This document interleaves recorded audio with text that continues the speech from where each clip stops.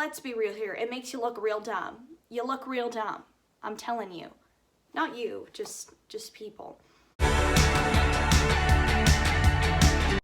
everyone, my name is Abby Urban, and I just finished up my freshman year at Notre Dame. One of the things I'm studying there is journalism, so I love to write, and I want to help all you people learn how to write better too. So keep watching, and I will give you my top tips for becoming a better writer.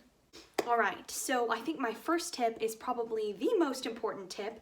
If you don't take anything else away from this video, well, that would make me sad, first of all, but second of all, if it is the only thing you take away, this is very important. And this tip is to ask people for help. I'm serious, this seems so basic, but I cannot tell you the amount of people that I talk to, even in college, who don't go and ask professors for help. And the thing is, professors are there and teachers are there to help you. There will be the odd chance sometimes that they don't want to help you or they're unfriendly, but for the most part, these people really want to be doing this. So if you go to them, try to have a couple of points of what you want to work on in your essay or your creative writing paper or whatever it might be. At least in my personal experience, I go to teachers like 2, 3, 4 times before I turn in a paper. I think they're sick of me. But if you do this, they might end up reading over your whole essay and giving you some extra tips. And the thing is, also, you might become friends. And that would be nice, because then they could give you a recommendation. But it's not all about that. We're about the friendship here. And I wanted to say that this tip also applies to tutors. So if you have a writing tutor at your high school or at your college, chances are there's going to be a resource for tutoring. So please, if you feel like you're struggling with your writing, or even if you're not and you just want another set of eyes to look over your paper, please go and try to get a writing tutor. So my second tip would be to read. Again, sounds pretty basic, but a lot of people skip this one. And I don't think you just have to crack open any book. I mean, I'm not expecting you to go and like whip out To Kill a Mockingbird and just give it a good old read. But I think that you need to find your own way to read something that you think is interesting. So that could be a romance novel, or that could be an instructional how-to book if you're into that for some reason. I think that you just need to find something that works for you. Really, what I think helps you with reading is to get that internal monologue of words flowing in your brain. I know for me, when I'm really into a book, I keep that train kind of flowing, and it feels the same way when I'm writing.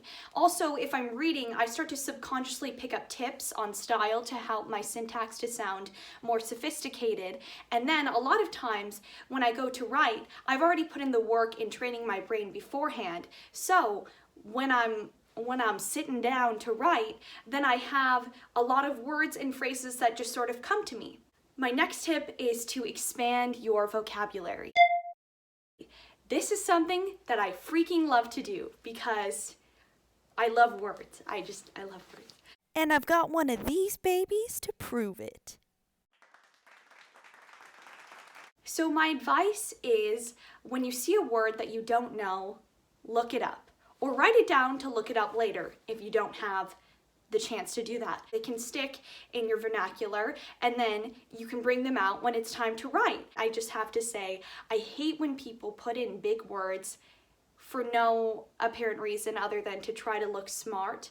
Let's be real here. It makes you look real dumb. You look real dumb. I'm telling you. Not you, just people. Look it up, and then look it up in the context of sentences. Find different sentences with that word and see how it's used. Try to think of a way that you could use that word as well in a way that makes sense to you. And sometimes not all words are going to work for you, but at least you know what it means if you encounter it later on in a dark alley or something. Now this tip is about literary analysis primarily, or any sort of academic class. I would recommend taking down lots of notes. I know a lot of people don't like to do this because in my English classes, I've seen it time after time. People just kind of sit there and they stare at the professor like, I'll do a live action reenactment for you. Like, it kind of just looks like this. Maybe there's like a Or they're like clicking their pen, like, and you're like, I'm trying to learn here. Anyway, so you want to be an active participant when you're in class. Let me tell you something. I haven't learned to write by just trusting that everything is going to stay in my brain. No, I actually have a fear of forgetting everything. I would not recommend picking up that habit, but I would recommend writing things down to ensure that they stick in your brain. And surprise, surprise, a lot of times teachers will bring up ideas for papers in class. So if you take down those notes, or if there's like a kid that you think is really smart or insightful, it could just be anybody who has a good idea. You can write it down, and I'm not telling you to go and steal that person's idea, because no, don't do that. But maybe that will inspire you to have an idea of your own, or you can incorporate some aspects of that idea into your thinking process. Another tip that I have is to have people that you trust read your papers. And the key word in that is trust, because sometimes I think a lot of us have had this experience. You're doing a peer review in class and somebody reads your paper and there's not really anything useful that they say on it. But sometimes not every paper is for every person to read. They might not like that particular genre, they might not feel comfortable reading it, and that's nobody's fault.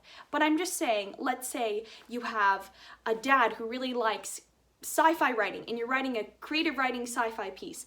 Go and talk to him about that piece. Ask for his opinion. Don't just ask your best friend who can't string more than 3 words together to go look at your paper, because that's just not going to be productive or helpful for you. So find people that you trust. And if you don't have those people, then talk to people in your writing and English classes. If there's somebody who you think speaks really well, or they just mention really great ideas in class, go to them, talk to them, maybe ask them what they're doing to have those great ideas, compliment them on their ideas, and ask maybe if they could help you out, because the thing is, people love talking about what they can do well. It's human nature. So I think that there's no harm in giving that a try.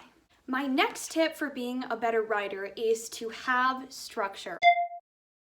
Again, such a common one that I see people forgetting, but people love to dive headfirst into a paper without thinking about it.